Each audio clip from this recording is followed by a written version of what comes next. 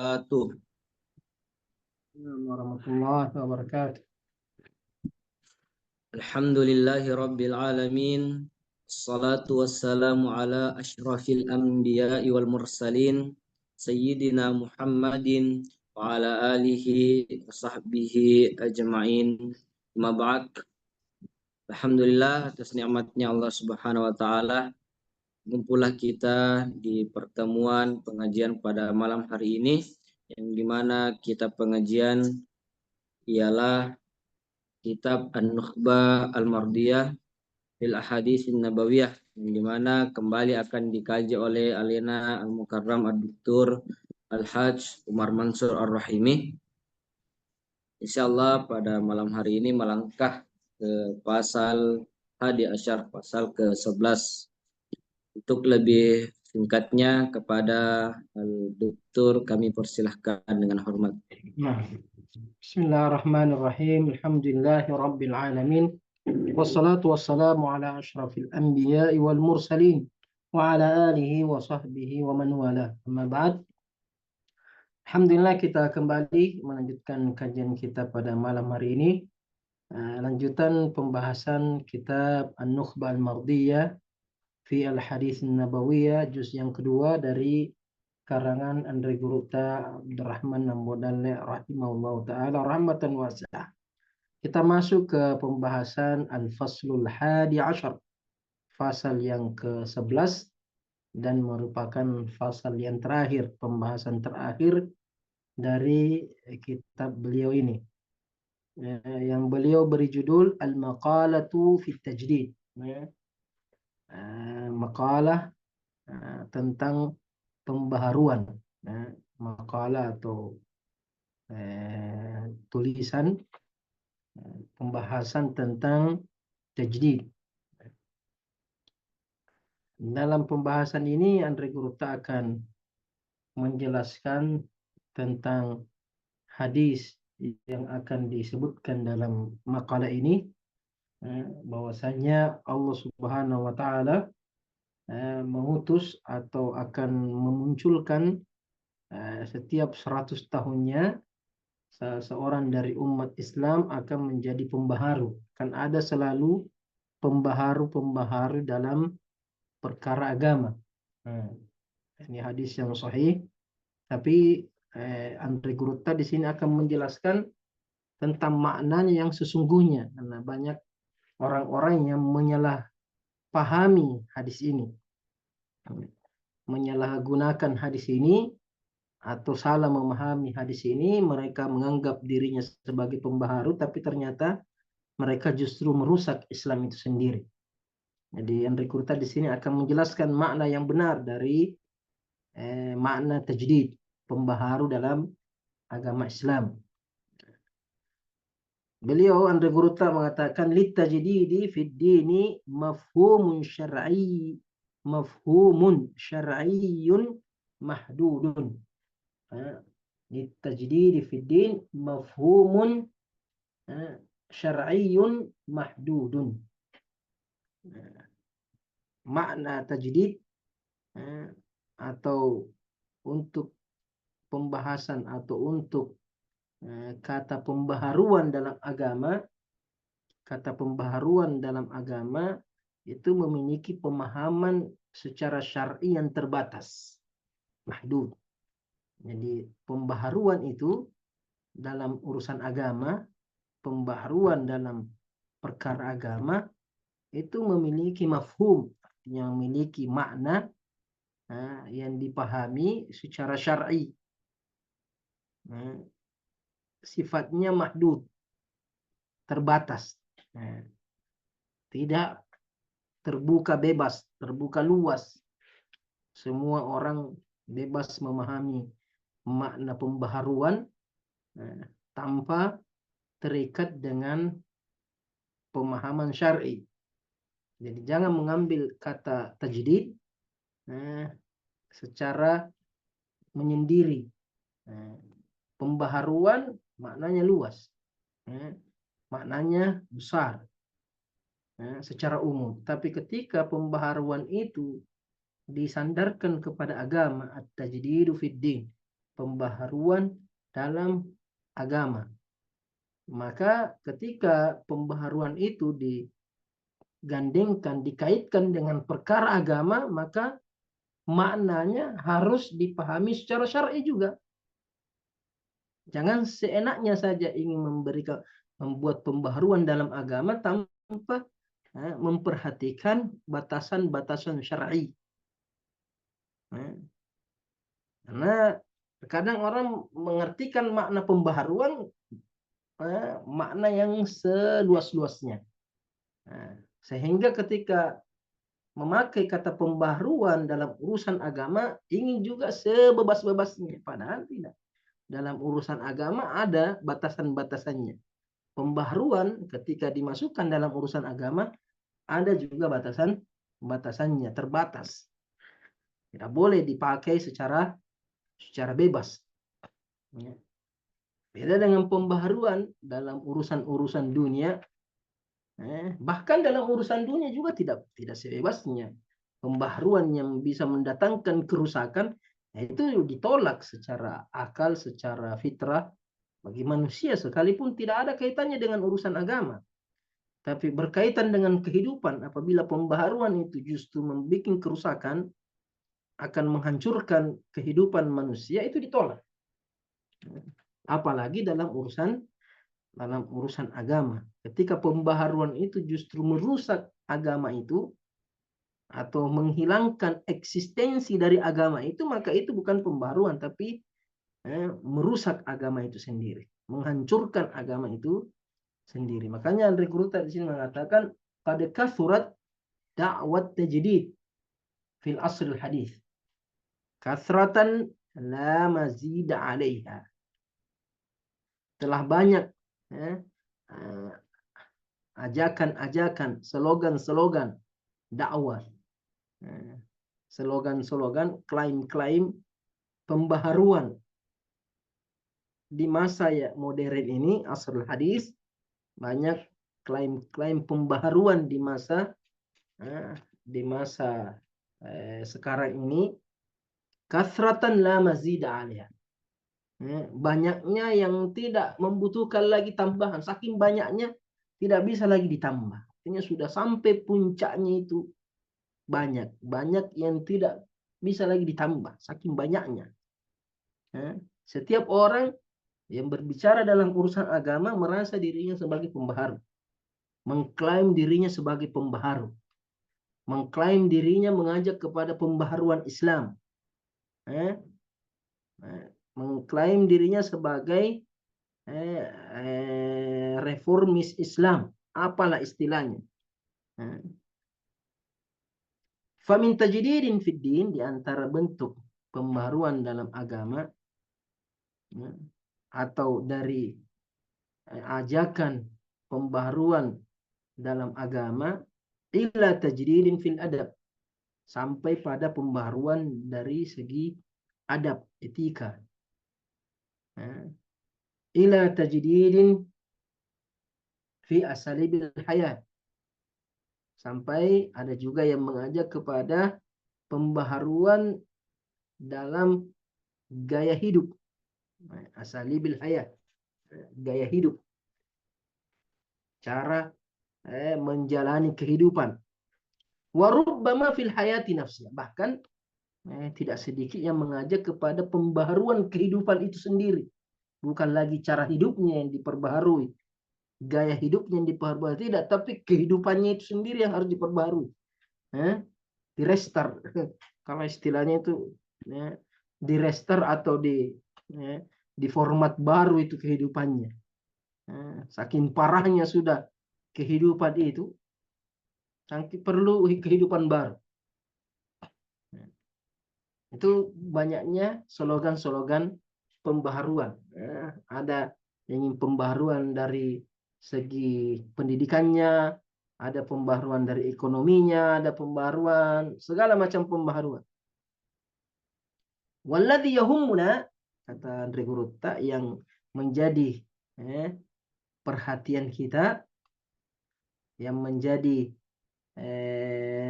perkara yang mesti kita perhatikan, yang mesti kita fokuskan minha fi hadhil maqalah, dari pembaharuan-pembaharuan tersebut di dalam makalah ini, huwa tajdidu fid din, yaitu pembaharuan dalam perkara agama, bukan pembaharuan-pembaharuan dalam urusan-urusan dunia.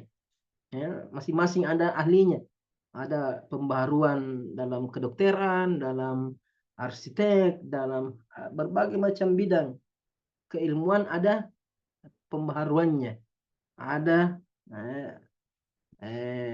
reformasinya, ada tatawurnya, perkembangannya, ada modernisasi supaya lebih modern, supaya lebih sesuai dengan masa. Tapi yang menjadi perhatian kita dalam kitab ini, kata Andre Gurtat dalam makalah ini, yaitu pembaharuan dalam perkara agama. Pembaharuan dalam perkara agama. Kenapa? Kenapa ini yang menjadi titik pembahasan kita? Kata Andre Gurtat, li'annahu biqadari ma kana daruratan lazimah litada'imi kayanil watanil islami wa ba'thi ruhil hifadhi fi nufusil muslimin بقدر ما تشعبت فيه الأنظار واختلفت المذاهب حتى أصبح الأمر فوضى. Kenapa kita memperhatikan ini? Kenapa kita membahas secara khusus tentang pembaharuan agama? Karena biqadari itu sesuai dengan kadar darurat yang mesti, sesuai dengan kadar pentingnya sesuatu itu yang harus dipenuhi, litad'imi kayanil watan islami, suatu perkara penting untuk menopang berjalannya kehidupan kehidupan negeri Islam, perjalanan kehidupan negeri Islam atau perjalanan berlangsungnya negara Islam, wa ba'thi ruhil hifadhi fi nufusil muslimin, dan untuk membangkitkan ruh penjagaan terhadap jiwa kaum muslimin, bagaimana menjaga jiwanya kaum muslimin, bagaimana menjaga negerinya kaum muslimin. Ini suatu yang sangat penting. Biqadari ma tasha'abat fil anzar, sesuai dengan kadar itu juga pandangan-pandangan dalam masalah ini dan perselisihan mazhab-mazhab, kelompok-kelompok dalam membahas masalah ini. Tasya'abat artinya bercabang-cabang dan berselisih kelompok-kelompok dalam mengkaji masalah ini, hatta asbahatil amru fawda, sampai perkara ini menjadi perkara yang menjadi kacau, menjadi tidak terarah, fawda, tidak terkontrol. Kenapa? Karena masalah tajdid ini sesuatu yang sangat penting. Pembaharuan dalam agama perkara yang sangat penting, perkara yang sangat urgen untuk berlangsungnya suatu negeri Islam, kehidupan bermasyarakat yang Islam ini butuh pembaharuan ini, karena Islam itu akan sejalan dengan kehidupan yang ada. Islam tidak pernah bertolak belakang, tidak pernah bertentangan dengan perjalanan kehidupan manusia, sehingga butuh pembaharuan. Penting untuk kehidupan bernegara, penting juga untuk penjagaan terhadap jiwa masing-masing kaum muslimin. Jadi penting untuk secara pribadi atau secara menyeluruh, secara keseluruhan dari kaum muslimin dalam kehidupan bersosial bernegaranya. Ini dibutuhkan pembaharuan ini. Karena pentingnya ini pembaharuan, sesuai dengan kadar kepentingannya ini masalah pembaharuan, sehingga terjadilah perselisihan cara pandang tentang makna pembaharuan tersebut. Setiap kelompok menganggap pembaharuan yang mereka lakukan itulah pembaharuan yang diinginkan oleh Allah dan Rasul-Nya. Sehingga masing-masing berusaha melakukan pembaharuan dalam Islam sesuai dengan cara pandangnya masing-masing. Yang bisa jadi terkadang bertabrakan, berbenturan dengan pandangan pembaharuan yang ada di kelompok lain atau orang lain. Sehingga masalah pembahasan pembaharuan ini menjadi pembahasan yang begitu luas, begitu banyak. Setiap orang bebas untuk mengapresiasikan pandangannya terhadap pembaharuan ini, bahkan terkadang bertindak dalam urusan agama dengan alasan pembaharuan tanpa ada kontrol, sehingga fauda. Fauda itu sesuatu yang terjadi tanpa ada kontrolnya, yang tidak bisa lagi dikontrol, yang tidak terarah. Fauda. Wa kullun yadda'i waslan bilailah. Ini penggalan bait syair. Kullun yadda'i waslan bilaila wal laila la tukhirru bidzak. Nah, ini bait syair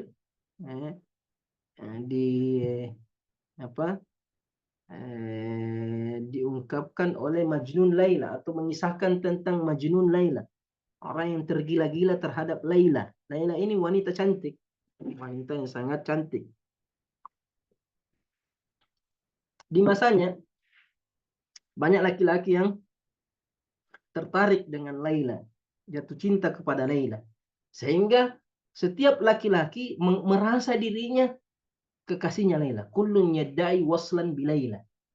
Semua orang mengaku punya hubungan dengan Laila, waslan bi Laila. Wal Laila la tuqirru bidzak. Sedangkan Laila tidak mengakui. Laila siapa? Saya tidak kenal kamu, siapa kamu? Tapi semua orang merasa bahwa dia ada hubungan dengan Laila. Mungkin Laila ini orangnya sombere, artinya terkadang di masa jahiliyah mungkin dia karena kecantikannya, karena sifatnya yang banyak membuat laki-laki tertarik, sehingga setiap laki-laki mengaku punya kedekatan dengan Laila, tapi Laila tidak mengakui. Jadi Andre Gurta mengutip ini bait syair ini sebagai sindiran kepada orang-orang yang mengaku sebagai pembaharu, tapi sebenarnya dia jauh dari pembaharu. Dia jauh dari makna pembaharu itu. Kullun yadda'i waslan ni Laila. Semua orang mengaku punya hubungan dengan Laila. Artinya semua orang mengaku sebagai pembaharu. Merasa dirinya sebagai pembaharu. Merasa telah melakukan pembaharuan dalam Islam. Wal Laila la tuqirru bidzak. Sedangkan Laila tidak mengakuinya. Kata pembaharuan tidak sejalan dengan dia. Dia tidak cocok dengan kata pembaharuan. Dia lebih cocok dengan kata perusak dalam agama. Ini maksud dari penggalan ini. Wa kullun yadda'i waslan bi Laila. Sambungannya wa Laila la tuqirru bidzak. Wa kanatin natijah, sehingga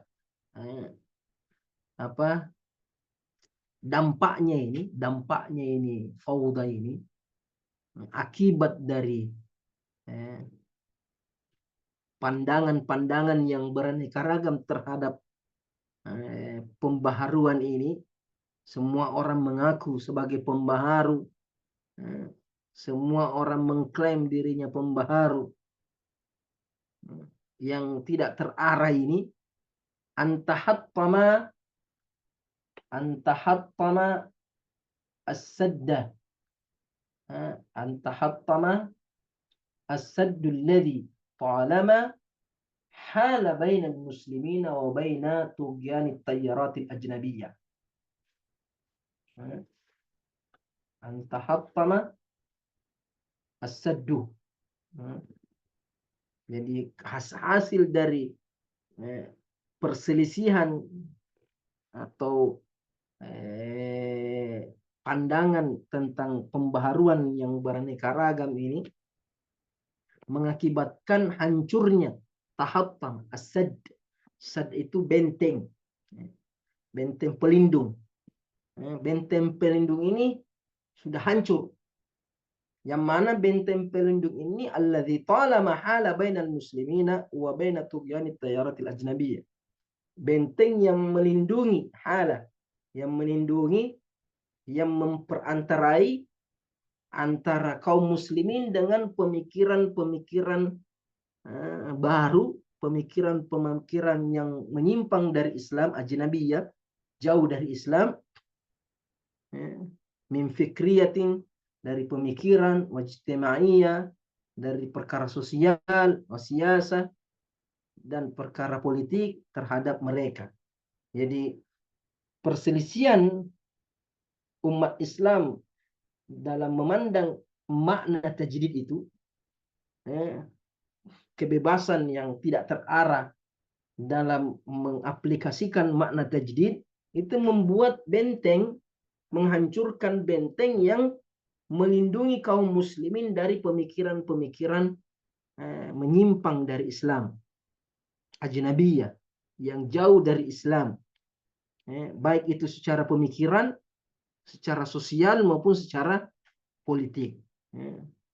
Kenapa? Karena yang merasa dirinya sebagai pembaharu itu terkadang mengambil pembaharuan itu dari pemikiran-pemikiran barat, pemikiran-pemikiran yang jauh dari Islam, metode-metode yang menyimpang dari Islam, mereka transfer, mereka bawa ke dalam Islam, sehingga bukan menjadi pembaharu tapi merusak Islam itu sendiri.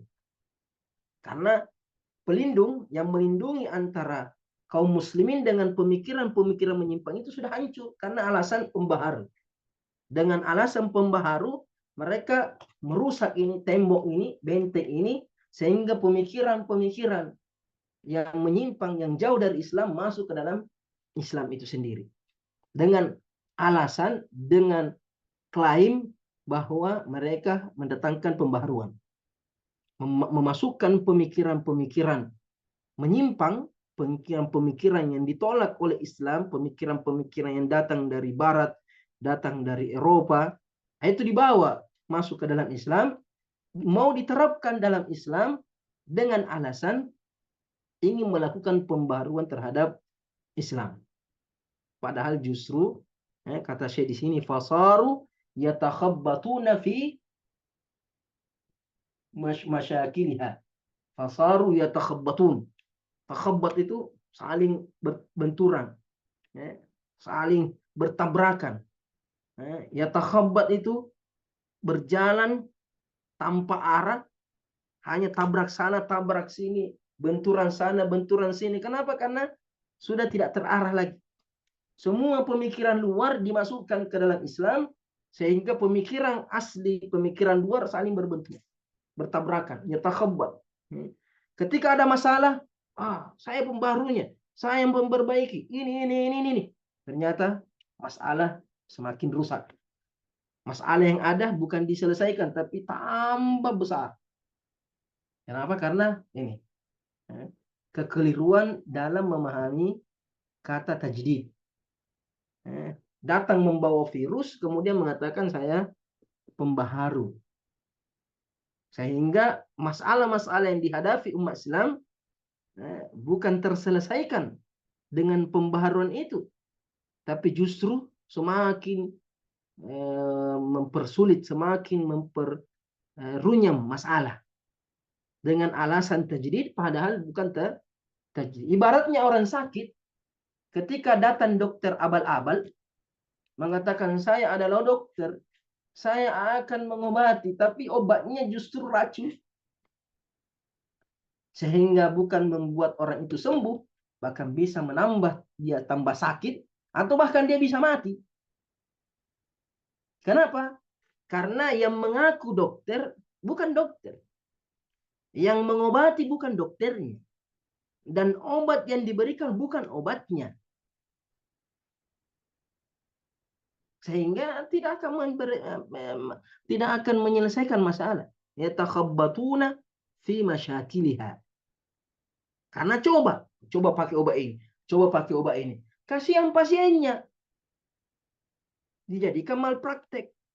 Kenapa? Karena dokternya, pembaharunya bukan orang yang sebenarnya. Hanya mengaku saja sebagai pembaharu, sehingga coba sana, coba sini, pakai ini, pakai itu, tidak beres-beres. Kenapa? Karena yang berbicara bukan ahlinya. Yang ingin menyelesaikan masalah, orang yang bermasalah. Tidak punya solusinya. Akhirnya kata guru apa? Wajinuna thimaraha. Akhirnya, karena yang berbicara masalah pembaruan ini bukan ahlinya, akhirnya wajinuna thimaraha. Mereka terpaksa merasakan buahnya yang pahit. Merasakan hasilnya. Merasakan dampaknya. Dampak dari pembaharuan yang menyimpang. Apa itu? Wa huwa la yahtaduna ila tariqin najati sabila. Mereka tidak terpetunjuk, tidak terarah kepada jalan keselamatan. Tidak mendapatkan jalan keselamatan itu. Tidak beres-beres masalah itu. Tidak kelar-kelar problematika umat. Tidak sembuh-sembuh penyakitnya umat. Kenapa? Karena ingin mengobati, harus diobati dulu. Yang berbicara bukan orang yang punya keahlian dalam masalah agama. Ya. Sebagaimana kata Rasulullah Sallallahu Alaihi Wasallam. Ya. Yati ala nasi sanawatun khadda'at. Akan datang kepada manusia, ini kata Rasulullah. 1400 tahun yang lalu mereka Nabi sudah memperingatkan akan datang kepada manusia, kepada umatnya, sanawatun khadda'at, tahun-tahun tipu daya. Yusaddaqu fiha al-kadhib wa yukadzabu fiha as-sadiq. Orang pendusta dianggap orang benar, sedangkan orang benar dianggap pendusta. Yang pembaharu dianggap perusak, yang perusak dianggap pembaharu. Wa yu'tamanu fiha al-kha'in wa yukhawwanu fiha al-amin. Pengkhianat dikasih amanah. Orang yang amanah dikhianati. Kata Rasul, wa yantiqu ar-ruwaibidah. Ar-ruwaibidah itu yang paling vokal, yang paling banyak bicaranya, yang paling cepat berkomentar. Bahkan diberikan tempat, diberikan mimbar, diberikan mic untuk berbicara. Bahkan tidak diberi, buat sendiri, podium, buat sendiri, majelis, buat sendiri, channel, situs untuk berbicara dalam urusan agama. Ar-ruwaibidah yatakallamuna fi amril am. Ar-ruwaibidah, kata Rasulullah, "Man ar-ruwaibidah ya Rasulullah?" Siapa itu ar-ruwaibidah? Kata Rasul, ar-rajulus safih yatakallamu fi amril am. Orang bodoh, orang yang tidak punya ilmu, yang tidak tahu masalah, itu berbicara dalam semua masalah. Semua permasalahan umat Islam dia komentari, padahal dia tidak punya ilmunya. Dia bukan ahli dalamnya. Berbicara tentang hadis, bukan ahlinya dalam ilmu hadis. Dia tidak tahu apa itu. Bahkan baca hadis saya tidak bisa. Berbicara tentang Al-Quran, baca Al-Quran saja tidak. Berbicara tentang agama, nah dia jauh dari agama, tidak mengamalkan agama. Bicaranya saja bicara agama, tapi prakteknya tidak ada. Nah ini semua dianggap pembaharu. Nah dia sendiri tidak menjalankan agama. Kemudian mau mengaku sebagai pembaharu agama, bagaimana caranya? Nah inilah akibatnya ketika orang berbicara ingin menjadi sebagai pembaharu dalam perkara agama, tapi sebenarnya dia bukan pembaharu, sehingga tidak sampai-sampai kepada jalan keselamatan. La yahtaduna ila tariqin najati sabila. Tidak sampai ke situ. Tidak dipungkiri di antara mereka ada yang ikhlas. Mereka tulus ingin menyelesaikan masalah umat, tapi keikhlasan bukan satu-satunya syarat. Berapa banyak orang yang ikhlas, tapi kalau bukan ahlinya akan merusak. Dokter, sekalipun dia ikhlas, tapi kalau bukan ahlinya akan merusak. Dalam urusan dunia, seikhlas-ikhlasnya orang ingin membantu dalam urusan ini, kalau dia bukan ahlinya akan merusak. Makanya Nabi SAW, "Idza wusidal amru ila ghairi ahliha fantadhir sa'ah." Kalau satu urusan diserahkan kepada orang yang bukan ahlinya, kata Rasulullah, tunggulah kehancuran. Ini termasuk masalah tajdid, harus diserahkan kepada orang yang punya kemampuan, memang orang yang pantas untuk berbicara masalah pembaharuan. Tidak semua orang mengaku sebagai pembaharu bebas berbicara.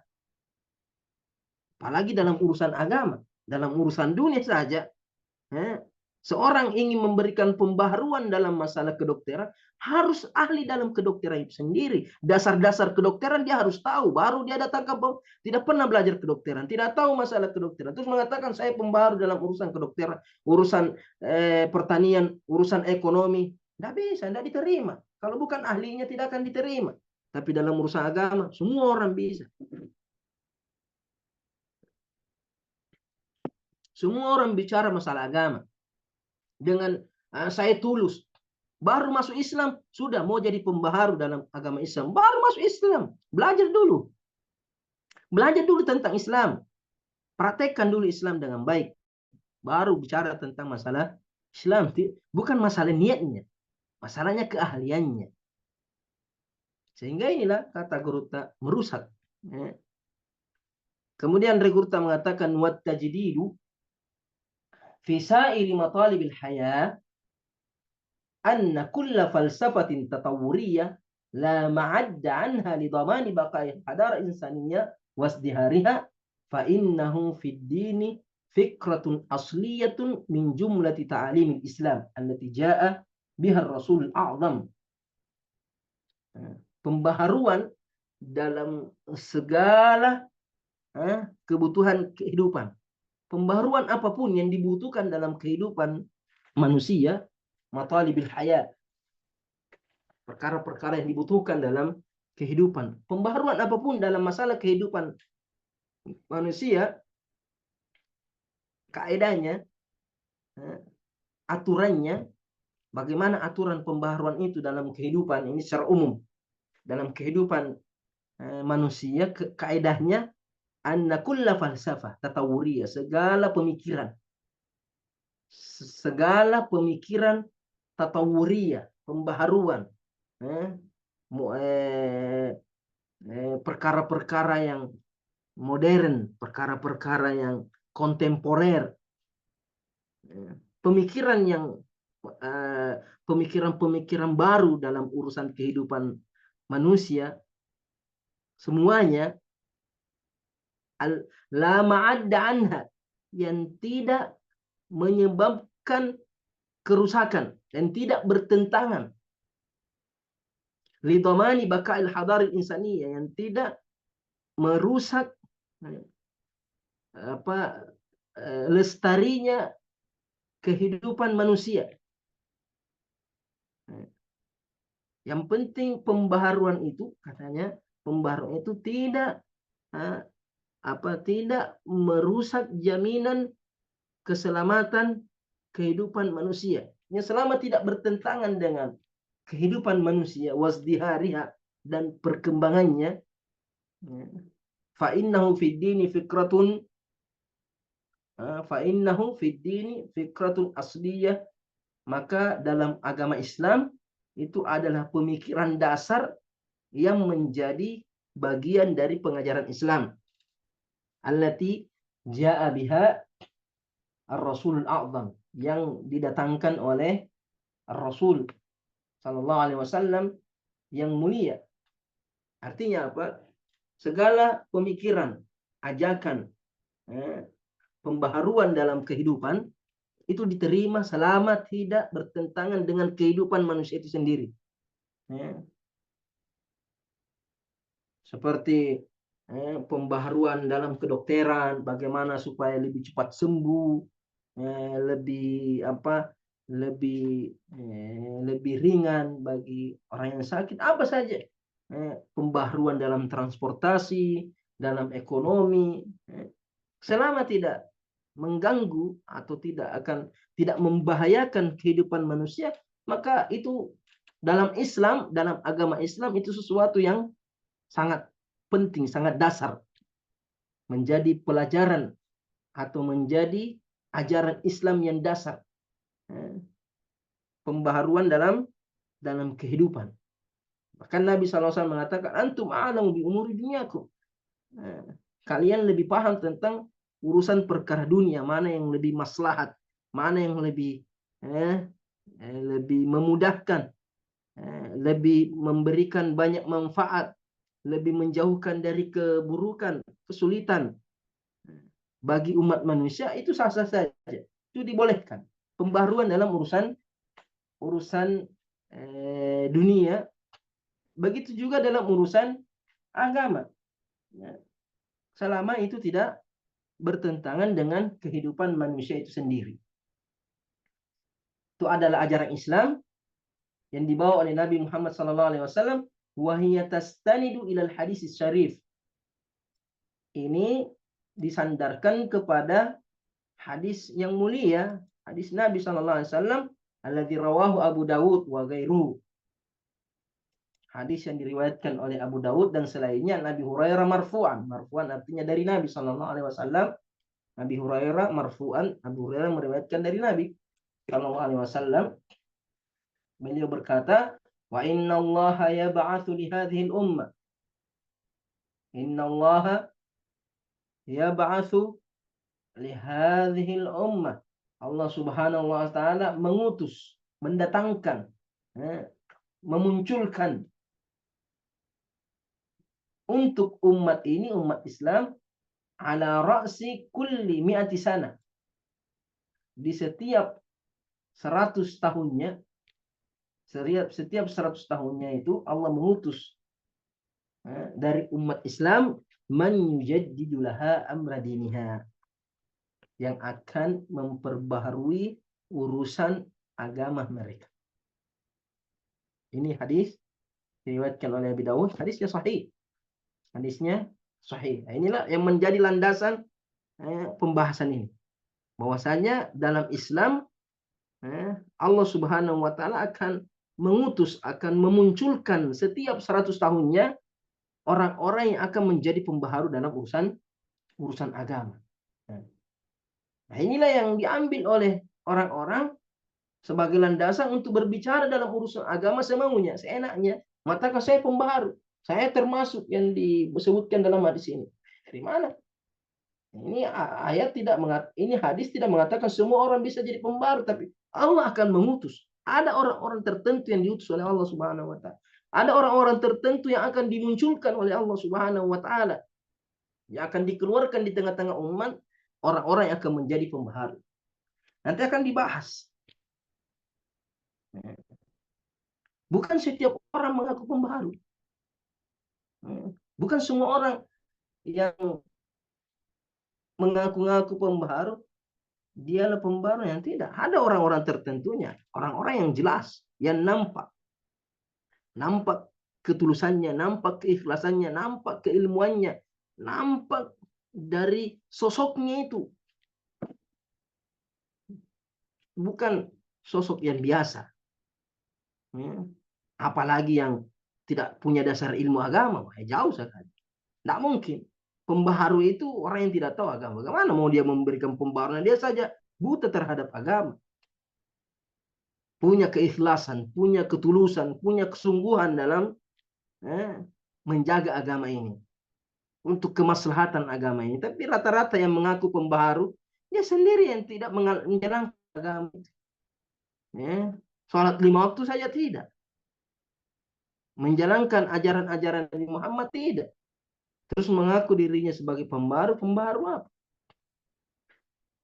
Jadi kata Andre Gurutta, fahuwa bimantuqil hadis wa mafhumihi, dari mantuknya ini hadis dan mafhumnya.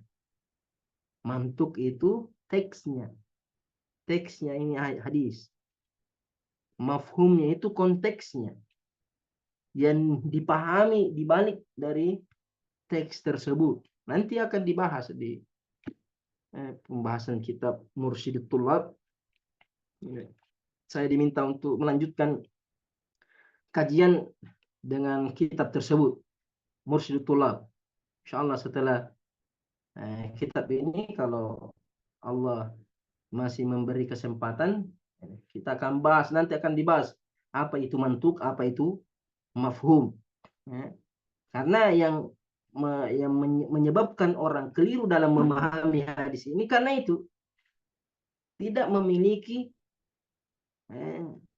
keilmuan dalam usul fiqh, ya, yang dibahas dalam kitab Mursyidut Thullab, usul fiqh.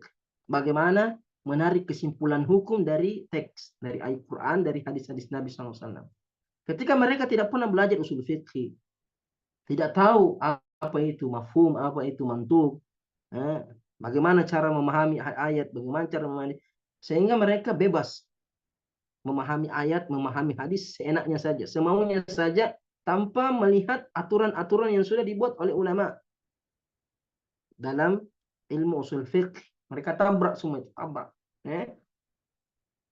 Memahami ayat, memahami hadis semau-maunya saja, seenak-enaknya saja. Itulah yang merusak.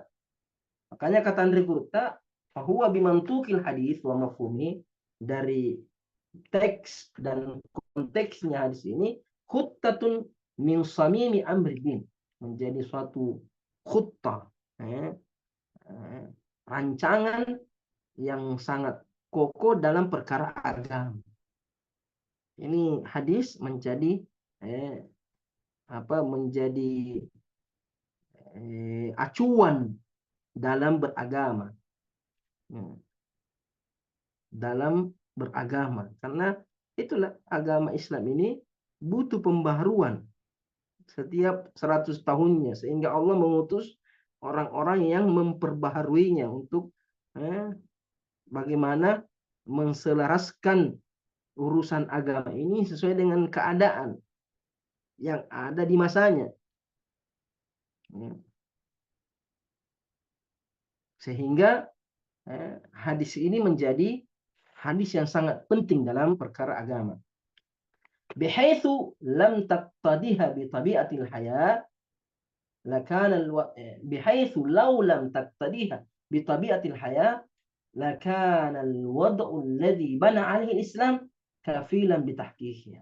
Artinya hadis ini seandainya bukan secara tabiat kehidupan, artinya tabiat kehidupan manusia butuh pembaruan, itu sudah tabiat. Manusia adalah makhluk yang mengalami pembaruan.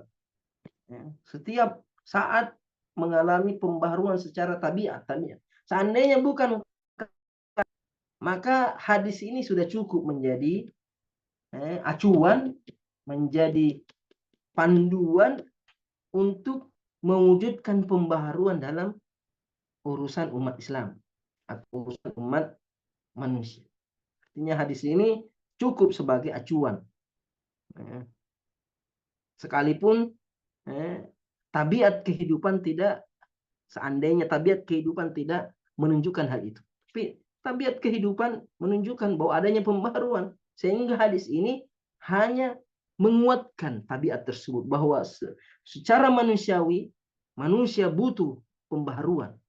Bahkan terkadang dalam urusan agama harus ada pembaharuannya, sehingga Allah memunculkan itu orang-orang yang datang untuk memperbaharui agamanya. Karena begitulah tabiatnya kehidupan. Tabiatnya kehidupan selalu ada perkara-perkara yang merusak, perkara-perkara yang mengaburkan.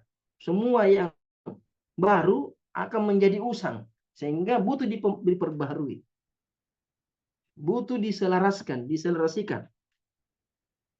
Nah, itu orang-orang tertentu saja yang dibutuhkan dalam kehidupan. Wala'alla al-hadits an yakuna da'wah ila al-qiyam bihadzal muhimmah. Sehingga hadis ini menjadi ajakan untuk menjalankan perkara penting ini, urusan penting ini, masalah pembaharuan ini harus dijalankan, harus dilaksanakan. Hadis ini mengajak, ajakan untuk melakukan pembaharuan itu. Perkara yang penting ini. Wa taklifan liman fihi ahliya minal muslimin. Dan menjadi perintah, taklif, beban, menjadi tanggung jawab kepada orang yang punya kemampuan. Fihi ahliya, ahliya itu punya keahlian, punya kemampuan, punya kapasitas dari kaum muslimin. Jadi tidak semua orang punya hak untuk memberikan pembaharuan. Jadi orang-orang tertentu saja yang punya keahlian. Fihi ahliya, ahliya itu kemampuan, punya kepantasan dari kaum muslimin bitajdidid din, untuk memperbaharui agama. Kullama madha jail wa ata jail. Setiap berlalu satu generasi dan datang generasi yang baru, akan setiap generasi yang baru ada lagi pembaharunya. Berlalu ini generasi, datang lagi generasi baru, ada lagi pembaharunya. Bihajatin ila hadhihi ila hadha tajdid. Yakunu bihajatin ila hadha at-tajdid, yang membutuhkan pembaharuan ini. Wa qad haddada al-hadits waqta zuhuril mujaddid. Hadis ini menentukan waktu munculnya ini pembaharu, mujaddid. Bima la majala litta'wil fi, yang tidak ada ruang untuk mentakwilnya. Hadis ini menentukan waktunya. Tidak setiap hari itu muncul pembaharu. Tidak setiap bulan. Tidak setiap tahun. Hadis menunjukkan bahwasanya munculnya ini pembaharu huwa ra'su kulli mi'ati sana. Setiap di penghujung 100 tahun. 100 tahun ada muncul di akhir. 100 tahun lagi kemudian muncul lagi. 100 tahun kemudian muncul lagi. Jadi bukan tiap hari pembaharu. Besok pembaharu lagi. Besok datang lagi pembaharu. Ini bertentangan dengan hadis. Hadisnya mengatakan setiap 100 tahun. Kata Rekruta tidak ada takwil di sini. Setiap 100 tahun ya 100 tahun. Nggak bisa mengatakan 100 tahun itu artinya 1 bulan. 100 tahun itu artinya 1 tahun. 100 tahun itu artinya 10 tahun. 100 tahun itu artinya setiap hari. Tidak ada takwil. 100 tahun ya 100 tahun. Jelas. Semua orang paham apa artinya 100 tahun. 1 kurun. 1 kurun itu 100 tahun. Ai indang qiraatir rasikhina fil ilmi bis sunan wal ahkam min ahli al-qarni sabiq. Itu setiap berlalunya orang-orang yang dalam keilmuannya tentang sunnah-sunnah, hadis-hadis, dan hukum-hukum dari generasi yang terdahulu. Jadi ketika orang-orang berilmu di masa dahulu, 100 tahun sebelumnya, ulamanya sudah meninggal, orang-orang yang hafal hadis, yang paham hadis, yang tahu hukum, mereka sudah berlalu, sudah wafat. Akan datang 100 tahun ke depan, generasi baru, muncul ulama-ulama baru. Muncul ahli-ahli baru dalam perkara agama. Orang-orang yang betul-betul ikhlas, betul-betul tulus, betul-betul semangat dalam menjaga agamanya. Sehingga mereka lah yang pantas untuk dianggap sebagai pembaharu. Jadi gelar pembaharu ini bukan pengakuan. Mengatakan saya pembaharu. Tidak. Tapi gelar pembaharu ini ketika sudah berlalu waktu dia berbuat kebaikan untuk Islam. Sudah terbukti jasa-jasanya dalam Islam. Baru generasi yang akan datang mengatakan generasi sebelumnya pembaharunya si fulan. Sehingga generasi sekarang akan berusaha kaum muslimin semangat dalam beramal, beribadah, berdakwah, mengajarkan agama, menyebarkan ilmu. Sehingga disinilah proses 100 tahun ini Allah akan munculkan, Allah akan nampakkan Siapa di antara mereka yang pembaharu? Bukan dengan mengklaim saya datang sebagai pembaharu. Wah, ini yang mengaku-ngaku itu biasanya itu yang bermasalah. Nah, ini kata kullu yadai waslan bilaila. Semua orang mengaku sebagai punya hubungan dengan Laila. Mengaku sebagai pembaharu. Tidak.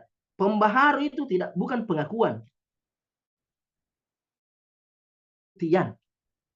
Membuktikan diri sebagai pembaharu dengan semangatnya dalam berdakwah, semangatnya dalam menyebarkan agama, semangatnya dalam menjaga agama ini. Bukan justru merusak agama ini, mengatakan pembaharu. Bukan dengan mendatangkan pemikiran-pemikiran menyimpang, kemudian mengatakan dirinya pembaharu. Tidak. Jadi pembaharu itu akan nampak setelah berlalu. Kelihatan itu, wah ini pembaharunya. Setelah melihat jasa-jasanya, melihat karya-karyanya, melihat semangatnya, pengorbanannya dalam beragama. Nah, itulah nanti akan ditunjuk. Oh, si A ini pembaharunya di generasi lalu. Sekarang generasi baru belum nampak itu pembaharu. Nanti di ujung 100 tahun baru muncul itu. Baru nampak itu pembaharu. Baru kelihatan. Kata Andre Gupta, waftiqaru ahlil qarni lahik ila man yuaddi lahumul amanah. Jadi setelah berlalu 1 tahun, 100 tahun lalu, dengan pembaharunya sudah meninggal, sehingga iftiqar membutuhkan orang-orang di generasi berikutnya, untuk kurun berikutnya, 100 tahun berikutnya, itu membutuhkan orang-orang yang akan melanjutkan amanah ini, amanah sebagai pembaharu ini, butuh kelanjutannya. Wa ya'khudhu biyadihim hatta la yazigu an dinihimul memegang mereka, menjaga mereka agar tidak menyimpang dari agamanya yang lurus. Pembaharu ini menjaga umat dari pemikiran yang menyimpang. Menjaganya, melindunginya. Wa hadha tauqitul wadih, dengan penentuan waktu yang jelas ini, faqad qala al-ulama bi dhuhuril mujaddid fi kulli waqtin wa an. Ulama mengatakan munculnya pembaharu di setiap waktu dan keadaan. Wa ini tafaqu al-mujaddid awal huwa Umar bin Abdul Aziz al-Khalifah al-Umawi al-Adil. Mereka sepakat bahwa mujaddid yang pertama setelah 100 tahun setelah Nabi SAW wafat, mereka ulama sepakat bahwa mujaddid pertama di dalam umat Islam itu adalah Umar bin Abdul Aziz al-Khalifah al-Umawi al-Adil. Makanya sebagian ulama mengatakan Umar bin Abdul Aziz itu adalah Khulafaur Rasyidin yang kelima. Setelah Abu Bakar, Umar, Utsman, Ali, yang kelima adalah Umar bin Abdul Aziz. Kenapa? Karena keadilannya, karena perjuangannya, karena jasanya dalam menjaga Islam, memperbaharui Islam setelah 100 tahun Nabi, setelah 100 tahun Nabi wafat. Wa kana ala ra'sil mi'ati tsaniyah kama la yakhfa. Umar bin Abdul Aziz itu hidup di 100 tahun kedua. Artinya 100 tahun kedua Islam. 100 tahun kedua. Artinya sebelum tahun 200 Hijriah. Sebelum tahun 200 Hijriah. Artinya tahun 1 Hijriah sampai tahun 100 itu generasi pertama. Qarnul awal. Generasinya Nabi SAW. Nabi wafat 32 tahun setelah kenabian. Nabi wafat 23 tahun. 13 tahun di Mekah, 10 tahun di Madinah. Berarti 23 tahun awal-awal Islam. 100 tahunnya ini generasi pertama, generasi Nabi dan para sahabat. Setelah 100 tahun, tinggal beberapa sahabat yang hidup. Anas bin Malik yang hidup 100 tahun. Dia hidup di tahun 100 lebih Hijriyah. Itu sudah generasi tabi'in yang mendominan. Di akhir tahun 100, 199, 190-an, 180-an, di situlah hidup Umar bin Abdul Aziz. Dialah sebagai pembaharu di generasi pertama. Ar-Ra'sil Mi'ati Ats-Tsaniyah. Ar-Ra'sil Mi'ati, awal, penghujung atau di ujung 100 tahun kedua. Itu sepakat ulama bahwa pembaharu pertama yang dimaksud dalam hadis itu adalah Umar bin Abdul Aziz. Ini sampai di sini dulu. Nanti kita lanjut lagi ini pembahasan tentang hadis ini. Jadi mereka sepakat yang pertama Umar bin Aziz. Tapi yang 100 tahun berikutnya ini sudah terjadi perselisihan. Siapa setelah Umar bin Abdul Aziz? Terjadi perselisihan tentang siapa sosok pembaharu itu. Nanti kita lanjut apa yang dijelaskan oleh Guru dalam pasal ini. Wallahu taala alam. Fadhal.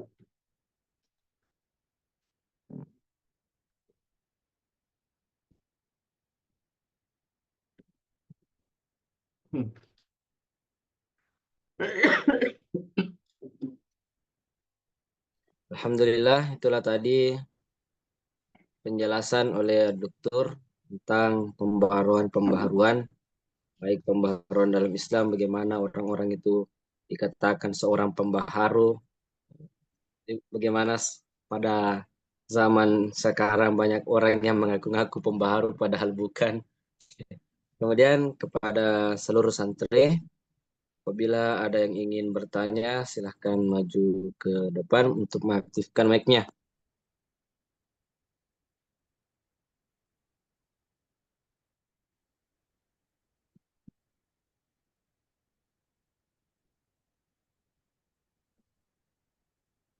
Sekali lagi, kepada seluruh santri yang ingin bertanya, silahkan maju ke depan untuk mengaktifkan mic-nya.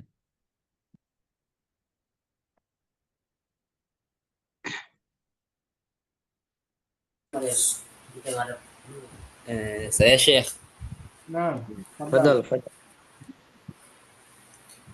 Bismillah. Assalamualaikum warahmatullahi wabarakatuh. Waalaikumsalam warahmatullahi wabarakatuh. Jadi Syekh, saya mau bertanya tentang pembaharuan. Jadi tadi sudah dibahas tentang hadisnya yang dimana setiap 100 tahun di penghujungnya akan diutus seorang mujaddid untuk memperbaharui perkara dalam agama tersebut. Lalu bagaimanakah maksudnya dengan ayat di dalam surah Al-Maidah ayat ketiga yang dikatakan bahwasanya al-yauma akmaltu lakum dinakum. Di situ Allah berfirman bahwasanya yang sudah saya baca di situ inilah hari yang dimana aku sempurnakan agama kalian. Apakah maksud dari kata sempurna tersebut? Bukankah ketika sesuatu yang sudah sempurna tidak butuh lagi pembaharuan? Itu saja ya Syekh. Nah, Masya Allah. Barakallahu fiik. Nah. Jadi disitulah kerancuannya ketika menganggap pembaharu itu mendatangkan perkara baru. Ini yang menjadi masalah. Jadi agama ini sudah sempurna, tapi perjalanan agama ini tidak sempurna. Artinya ada penyimpangan-penyimpangan yang terjadi ketika agama ini berjalan di tengah-tengah masyarakat. Ada yang ditinggal, ada yang dimasukkan, sehingga pembaharu ini itulah yang mengembalikan seperti pertama kali atau ketika Allah sempurnakan agama itu. Al-yaum akmaltu lakum dinakum. Nah, agama yang ditinggalkan oleh Nabi Muhammad adalah agama yang sempurna, agama yang baru, agama yang baru pada waktu itu. Memperbaharui agama-agama yang sudah ada sebelum, menyempurnakan agama-agama para nabi dan rasul sebelumnya, sehingga agama yang dibawa Nabi Muhammad adalah agama yang sempurna. Sehingga Allah mengatakan inna dina indallahi Islam, agama yang yang diridhoi di sisi Allah adalah agama Islam, itu agama Islamnya Nabi Muhammad. Bukan agama Islamnya agama nabi-nabi yang lain. Karena nabi-nabi yang lain semuanya agamanya Islam. Nabi Isa agamanya Islam, bukan Yahud, bukan Nasrani. Agamanya mereka Islam, Islam di masanya. Islam sesuai dengan ajaran yang dibawa setiap para nabi. Tapi Islam yang paling sempurna, yang disempurnakan oleh Allah, itulah agama Islam. Yauma akmaltu lakum dinakum wa atmamtu alaikum ni'mati wa raditu lakum Islam madinah. Wa man yabtaghi ghairal islami dinan fala yuqbal min. Siapa yang mencari agama Islam, mencari agama selain agama Islam, maka tidak akan diterima. Itu Islam yang dibawa oleh Nabi Muhammad. Tapi setelah Nabi wafat, para sahabat menyebarkan agama, mengajarkan agama, umat Islam berbondong-bondong, umat manusia bermasuk Islam. Perjalanan 100 tahun ini terjadi penyimpangan-penyimpangan, muncul kelompok-kelompok. Sejak Nabi wafat, muncul orang-orang yang murtad, tidak mau membayar zakat, diperangi oleh Abu Bakar Siddiq. Muncul Musailamah al-Kadzdzab, Muslim, mengaku dirinya Islam, tapi mengaku dirinya Nabi setelah Nabi Muhammad. Nah, ini penyimpangan-penyimpangan semua ini, muncullah kezaliman, kecintaan terhadap harta, pertikaian dalam masalah khilafah. Nah, ini semua yang merusak Islam, yang jauh menyimpang dari Islam. Datanglah pembaharu mengembalikan Islam seperti pertama kali Nabi SAW ajarkan, agama yang telah disempurnakan. Jadi pembaharu itu mengembalikan ke bentuk barunya. Itu namanya pembaharu. Jadi seumpamanya ada rumah baru dengan C-nya. Kemudian setelah 100 tahun ya itu C-nya rusak, perabotnya rusak, datang pembaharu, diperbaiki, rumah itu diperbaiki seperti pertama kali rumah itu dibangun. Dan tentunya ya tetap menyesuaikan zaman. Namanya juga rumah. Atau mungkin ada yang perlu diganti semennya. Begitulah dalam Islam. Pembaharu artinya bagaimana Islam itu, Islam yang ada sekarang sejalan dengan Islam yang ada di masa Nabi SAW, dan tentunya ya dengan kondisi yang ada, disesuaikan dengan kondisi yang ada, tapi tidak jauh dari fondasinya, tidak jauh dari pokok-pokok agamanya. Makanya dalam Islam ada namanya ajaran pokok. Ada ajaran pokok yang tidak bisa berubah, yang tidak bisa diotak-atik. Salah akidah, beberapa hukum-hukum yang sudah pasti seperti masalah warisan, itu tidak bisa dirubah-rubah. Itu masalah warisan sudah pasti tepat, sudah paten, atau istilah-istilahnya istilah yang sudah disepakati ulama. Ada perkara-perkara yang menerima pembaharuan. Makanya ada pembaharuan dalam urusan-urusan dunia yang ada kaitannya dengan Islam, seperti pengobatan, ada fikih kontemporer. Nah, ini semua pembaharuan ini tidak bertentangan dengan ayat al-yauma akmaltu lakum dinakum.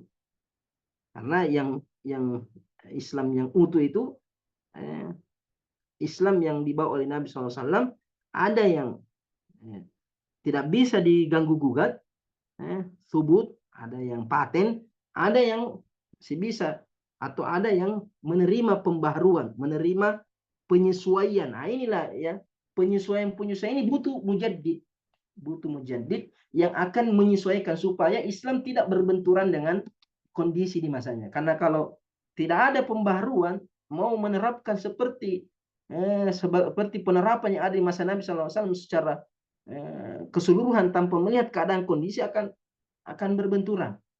Makanya jadi ayat hadis ini tidak bertentangan dengan ayat. Jadi pembaharu yang muncul tidak mendatangkan agama baru, tidak merubah agama yang dibawa oleh Nabi SAW, tapi memperbaharuinya, artinya mengembalikan semua yang menyimpang, dikembalikan seperti semula. Semua kekurangan ditambahkan Artinya didatangkan kembali, penyimpangan-penyimpangan dihilangkan, kekurangan-kekurangan dilengkapi di masa sekarang, dan hal-hal yang butuh penyesuaian disesuaikan. Sehingga yang masuk ke ranah pembaharu ini tidak sembarang orang. Memang orang-orang yang sudah paham bagaimana hakikatnya al-yauma akmaltu lakum, agama yang telah disempurnakan Nabi, kemudian sehingga dia tidak menyimpang. Ya, pembaharu itu tidak sampai menyimpang. Nah, inilah yang akan dikritikan Tegurta, orang-orang yang mengaku pembaharu tapi justru merusak agama yang sudah disempurnakan oleh Allah Subhanahu wa taala. Allah taala. Jadi itu sepertinya sudah jelas, ya. Wallahu taala alam. Ya, syukran kasiran saya atas penjelasannya.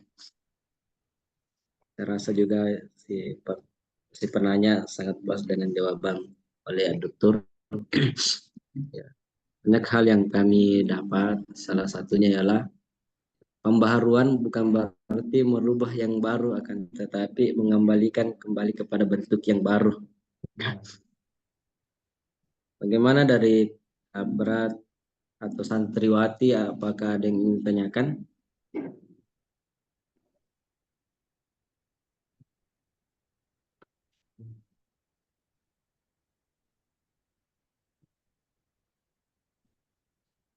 Saya rasa cukup. Kemudian kami memohon kembali kepada dokter untuk memimpin doa pada. Bismillahirrahmanirrahim. Alhamdulillahirabbil alamin. Wassalatu wassalamu ala sayyidina Muhammad wa ala alihi wasallam. Ba'd. Allahumma inna nas'aluka bi annaka anta Allah la ilaha illa anta al-ahadus samad alladzi lam yalid wa lam yulad wa lam yakul lahu kufuwan ahad. La ilaha illa anta subhanaka inni kuntu minadh dhalimin. اللهم ربنا ظلمنا أنفسنا وإن لم تغفر لنا وترحمنا لنكونن من الخاسرين. اللهم ربنا لا تزغ قلوبنا بعد إذ هديتنا وهب لنا من لدنك رحمة إنك أنت الوهاب. اللهم علمنا ما ينفعنا وانفعنا بما علمتنا. اللهم رب زدنا علما. اللهم إنا نعوذ بك من لا ينفع ومن قلب لا يخشع ومن نفس لا تشبع ومن دعاء لا يستجاب له. اللهم اغفر لنا ولوالدينا وارحمهما كما ربيانا صغارا. اللهم ربنا آتنا في الدنيا حسنة وفي الآخرة حسنة وقنا عذاب النار. وصلى الله على سيدنا محمد وعلى آله وصحبه وسلم. والحمد لله رب العالمين. Amin ya rabbal alamin. Kami segenap keluarga besar BDI Abrat mengucapkan banyak terima kasih kepada dokter yang telah menjelaskan kepada kita pada malam hari ini. Kemudian mari kita tutup pengajian kita dengan bersama-sama mengucap doa kafaratul majelis. Subhanakallahumma wa bihamdik asyhadu an la ilaha illa anta astaghfiruka wa atubu ilaik. Wabillahi taufiq wa da'wat wal irsyad. Wassalamualaikum warahmatullahi wabarakatuh. Assalamualaikum.